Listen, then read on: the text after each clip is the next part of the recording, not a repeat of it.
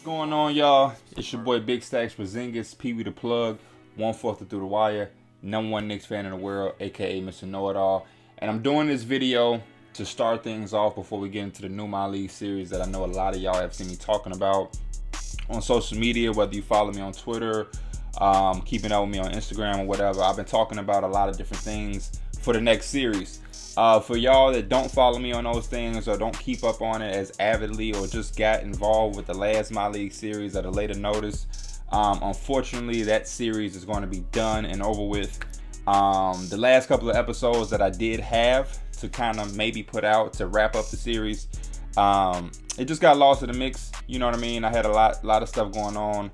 I did a lot of videos in a row just to put together on my memory cards and on my computer for when I got to New York. You know, we had the live show in New York on Twitter about a week and a half, almost 2 weeks ago.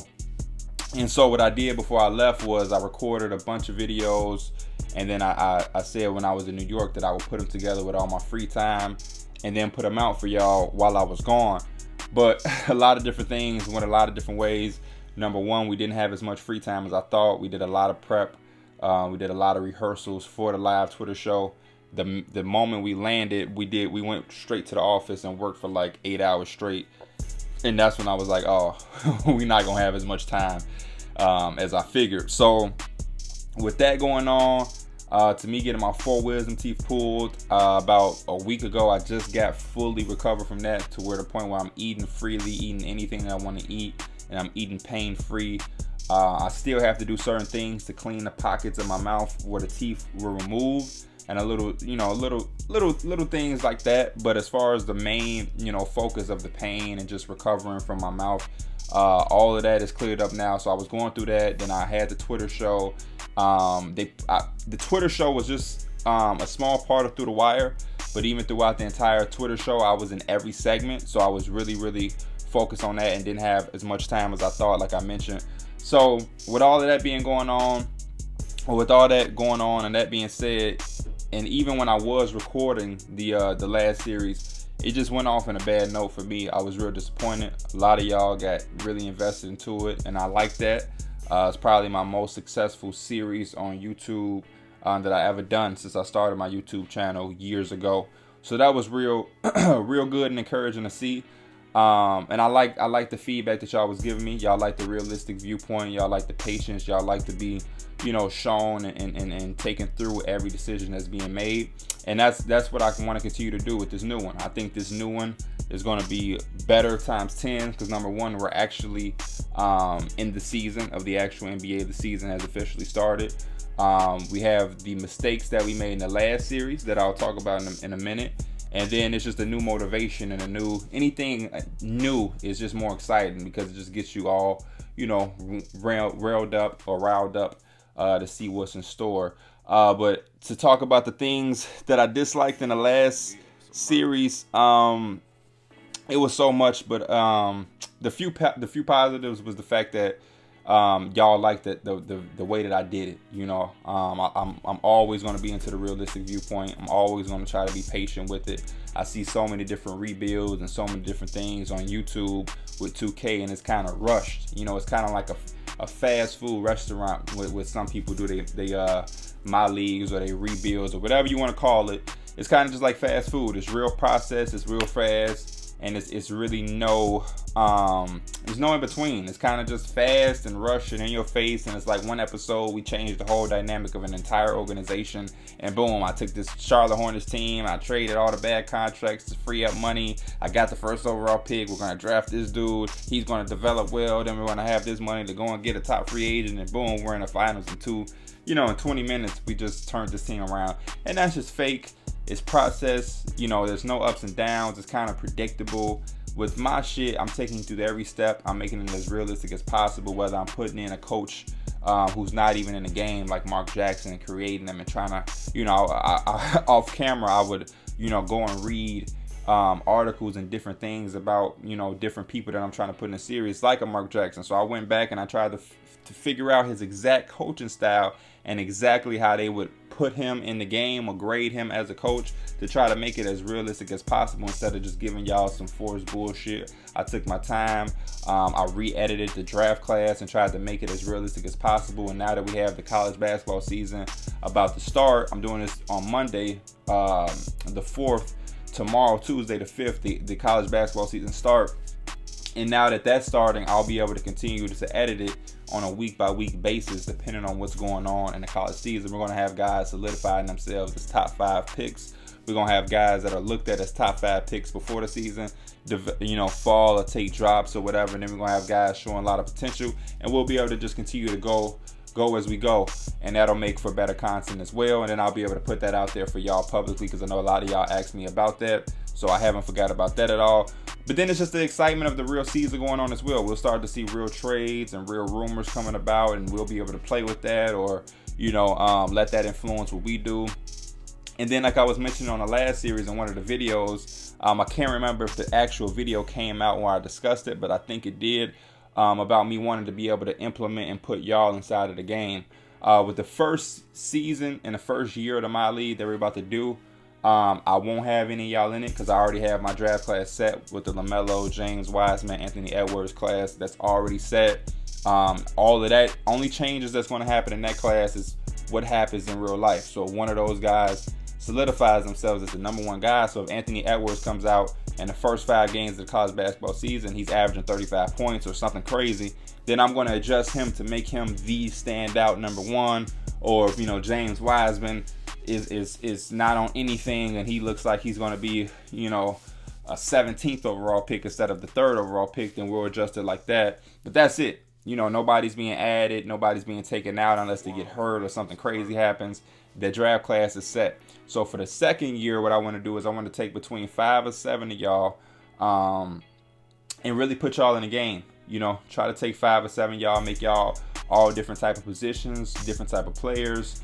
And we'll get into the details when it's time to pick y'all. But like I said before, I did this before on MLB The Show a couple years ago when I did that series on this YouTube page. And I was able to take fans. I had them send me about 3 pictures of themselves. I asked them what position they would like to play, and I put them at that position, and then I just finished the rest. So it'll probably be the same process with y'all. I'll probably pick between 5 and 7 of y'all.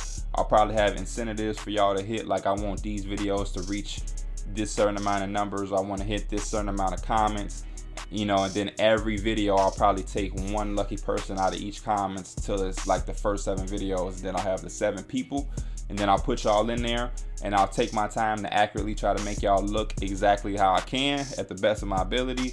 And then I'll put y'all at what position y'all ask for, depending on what is what. If everybody's trying to be a point guard, everybody won't be a point guard, obviously. But hopefully we'll get a wide range of people saying they want to be this, people saying they want to be that. And then I'll take and make y'all based on a my team card. So my team has different cards of different players from different eras. So you might have like a gold, I don't know, Chauncey Billups when he played with the Timberwolves, and then I might randomly be like, I'm gonna make you like him. Or if it's a Larry Hughes, silver card, I might make you like him. Just random guys that I just like, or cards that I find in the My Team database, because it has a whole website that shows you all the cards of all the players. And we'll just do something like that, something cool, something random. Nobody is getting any favorites or whatever. The first person that I pick, I may make him the best, and then as we go on, we'll just do it like that. But I might try to cap everybody off between like a 70 to like a 74 to 75 rating, to the point where nobody's the best player in the draft class, but everybody's solid, everybody's making a team, and we'll be able to keep up with y'all guys depending on what team y'all go to. And that'll probably be much of that. Another thing I want to talk about that I didn't really do much in the last series was just going in and manually adjusting different things. I know a lot of y'all wanted me to go in and do different things as far as tendency and whatnot. And I've never, like I said before, I've never been that type of person. I never touch the tendencies just because it gets too complicated. Then if the guy leaves your team, or you're doing it like this and doing it like that, it just gets all mixed up. And I don't have time to keep going back and changing shit with 2K. That's just how it is. So for the most part, as far as tendencies, if it's something that's really, really wild or really, really crazy, then I'll go in and change it. But if I had like Terrence Ferguson shooting all the threes, I was fine with that because that's the type of player that I wanted him to be. And he was thriving as that player. He won the most improved player. So he was thriving with those tendencies. So I had no problem with it. I know a lot of y'all had problems with it, but it was fine with me because he was doing exactly what I wanted him to do. My only regret with that is that 2K, as realistic as it can be, at times they still need help from us that's controlling the game, because it's certain things that they don't do a good job of, and it's hard to gauge it because if you manually try to go in there and play with the sliders, it'll just get OP and it'll just get out of hand. But then if you take it down too much, then they don't do enough. And what I mean by that is like the developmental, it's like a slider where you could talk about player progression and player regression. And that slider is very tricky because if you take it down, then guys don't progress how you know they should. And then if you put it too high, then you have average players, you know, progressing into all-stars, and then it's mixed up because that one slider is kind of controlling all of the youth. So it's tough to try to gauge that because different players are on different type of times. Like Luka Doncic and Trae Young from last year's draft class, they're way ahead of the rest of that draft class. They're way ahead of Wendell Carter and, you know, Kevin Knox and certain guys. So it's like that one slider shouldn't have them all on the same measuring stick. And I know they have, you know, the potential rating as well, but it's still like some guys progress earlier and faster. Some guys never progress, but since some guys are late bloomers, like Victor Oladipo, it took him to get to his third team to really reach his fullest potential, but he still reached it. You know what I mean? So it's like I don't want guys to never reach their fullest potential or slowly progress and then never come around, but then I don't want guys to get up too fast. So it's kind of confusing. But what I should have done in that series and what I'm going to do in this series is we're going to manually do things and have incentives to players. So if a player on my thing wins the most improved player or is in a running for it, we're going to have different things. Like when Terrence Ferguson won that most improved player, what I should have done, which I should have went inside of him of edit player, went to his rating, and I should have gave his potential a 5-point boost. Because if you look at the history of most improved player, everybody who wins that award for the past, I don't know how many years, they become significant players within their team. So if you think about Paul George, you think about Pascal Siakam, even the guys he beat like D'Angelo Russell, you think about a guy like Jimmy Butler who won it, Victor Oladipo won it. All those guys became, you know, Greek Freak, all those guys became all-star level players or major contributors to the team. CJ McCollum. These are guys who are staples in their team, borderline all-star or all-stars, and then you got some guys who went superstar like Greek Freak and Paul George, Jimmy Butler. They're the best players on their team, max contract players, superstars, all-star, you know, multiple times. So you know, winning the most improved player award is not really a light thing. That means you're up next to become, you know, something special in the league. And 2K didn't do a good job of progressing him to do that. He kind of won the award. His morale went up a little bit, but as far as like his potential and just his overall game, he kind of stayed the same. And then next year, that's why I got frustrated. That next year, we weren't really that good for a team to have all of these promising players. We got the top pick and LaMelo. Shea was really doing his thing. Terrence Ferguson had just won the most improved player. So for us to have all of these different things going on, we didn't really benefit from it. You know, I even had Darius Baisley playing out of his mind whenever I controlled him, and there was no real incentive for him. There was no boost to his, you know, his ratings. It kind of went up, but it was nothing significant.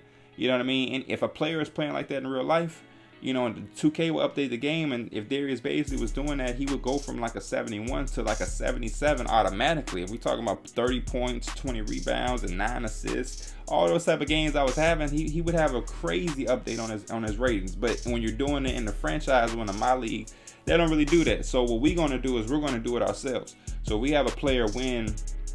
If we have like because I'm doing the Pistons for y'all that don't know. So if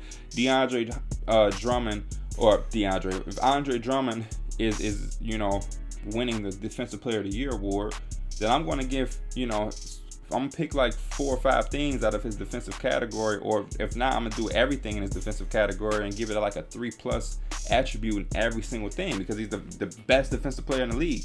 If he's in a running for it, that means he's close to winning it, then I might give him like a 2-point boost in certain categories. You know what I mean? If I got a player that's, you know, all NBA, if Blake make the all NBA thing, then we got to give him a couple points.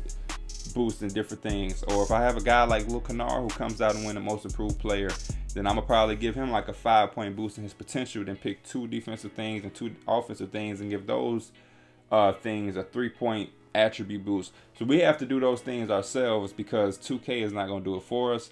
And then it kind of spits you in. It kind of gives you a spit in the face. It feels like you got disrespected, and that's how I felt, and that's why the series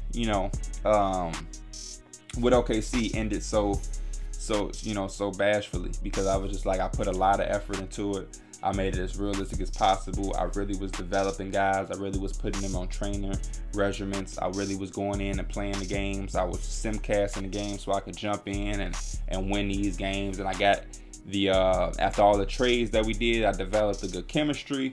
I got us to a hot start. I got us, almost like 10 games over 500, putting us in a position to where we should be now a solidified team in the Western Conference, where we're in the playoffs now. So now I should just be able to sim, because my team chemistry is up, our confidence up. I got players progressing. They're going up in the right direction with the green arrows. So I'm thinking we should be winning games. It should be nothing. And of course, I simulate and we lose like 8 in a row. Then I simulate the rest of the season just to see how it go. And, out of the last like 22 games, we lost like 19. And I was just like, that's unrealistic as hell. I just developed this team, put all that effort into it, got us all right, and then 2K just lets us fall apart in the sim. And it was frustrating because you put that much work in, you put that much detail in it, you put that much time into it, and you do it the right way. You try to play the right way, you try to do it realistic, and they just spit in your face like that. So this time I'm gonna take matters into my own hands. I'm still gonna be realistic. I mentioned about editing guys for doing good things. I'll edit the guys too if they're doing bad things. If a player is playing under expectations, if he's not doing shit, 2K will drop him down as well, but I don't have any problem going in and taking a dude down for being garbage. The same way I would have no problem going in and giving a guy some boosted attributes for doing it right. But like I said, it's all about what they're doing. It's all about how they're doing it. If a guy is doing good for some games, I'm probably not going to go in and adjust his attributes on a game-by-game basis, just because that's a little extreme. But if we got a guy making an all-star team, we got a guy in award races, we got young guys making like the rookie team or making a 3-point contest or the dunk contest, then we'll give those specific areas, boost attributes. If Luke Kennard went to the 3-point contest and won it, then we're gonna give his 3-point shot a crazy, boost in attributes. If we got a guy making an all defensive team, that means he's one of the top 10 defensive players in the entire NBA. So we're going to give some of his defensive categories or defensive ratings a little boost, and that's just the way we're going to do it. Same thing with like an older player. It ain't all about the youth. So if like a veteran like Derrick Rose or Blake Griffin did something crazy, then we're going to get them boosted too and do it that way, because when it happens in real life, 2K updates the game and update ratings and give guys boosts and they drop players. So, we'll just do it ourselves. And then I'm going to go in and check the settings again and make sure I got everything as pinpoint as possible. And if not, I'll just continue to adjust it as the season go on. And we're going to have a good ride. We're going to have a good series. I'm excited. Y'all should be excited. I think the Pistons are a good team to use. A lot of people wanted me to use a lot of different teams. But the one thing I like about the Pistons is it's just a lot going on. It's a lot going on. You can trade Blake Griffin. You can keep Blake Griffin. You can try to trade some of your young guys like Kennard or Sekou, the guy that just drafted, with some picks, and try to go get a third guy with Blake and Drummond. You got Derrick Rose, who's always a nice story to play with. I like their young guys. I like Louis King. I like Sekou. I like Luke Kennard. I like Bruce Brown. I think there's something. I like Svi Mikhailuk. I like Kyrie Thomas. I think it's some things to do. I think it's some things to work with in that team. I think being in the East is helpful as well. I played with a Western Conference team last time, so I wanted to try to play with the Eastern Conference team. And yeah, it's good basketball culture. I think it's some things that I can play with and mess with. And I think y'all going to be able to buy into it. And I think it's a lot of different storylines we can do with this team. The Spurs was a team I really did want to play with. I really did like the Spurs a lot. But I just didn't know what direction to go. I don't really know too many teams that's going to take DeMar DeRozan's contract or take him or can fit with him to get me something that I wanted. I also didn't know how to implement myself into that organization because Pop is there. Pop is comfortable. RC Buford is comfortable. I like to try to make it as real as possible. That's a solidified organization. Some people wanted me to do the Timberwolves. Timberwolves is cool. Still could be a team that I do in the future depending on how this goes. But the one thing about the Timberwolves is that they have Karl-Anthony Towns. They already have a guy that they're building around. And I think that would be a little too easy to get him. Because if I'm controlling him, he's going to play at MVP level like he's doing in real life. And I think at that point it's just about putting shooters or whatever around him. And it's an easy job to me.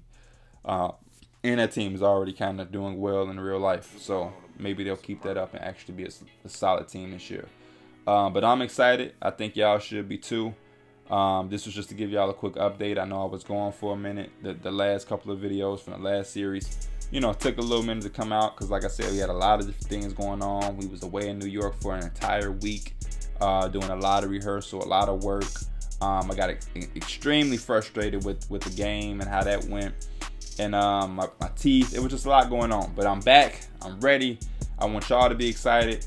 I want y'all to get ready for this journey we're about to go on with this because this could be long. It could be exhausting. Like I said, it's the Pistons. This isn't a guarantee of anything. But I'm ready. And I look forward to doing it with y'all. I appreciate y'all tuning in and watching all 21 minutes with me.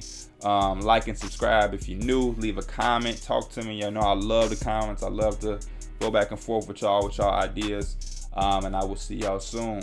Big Stacks out.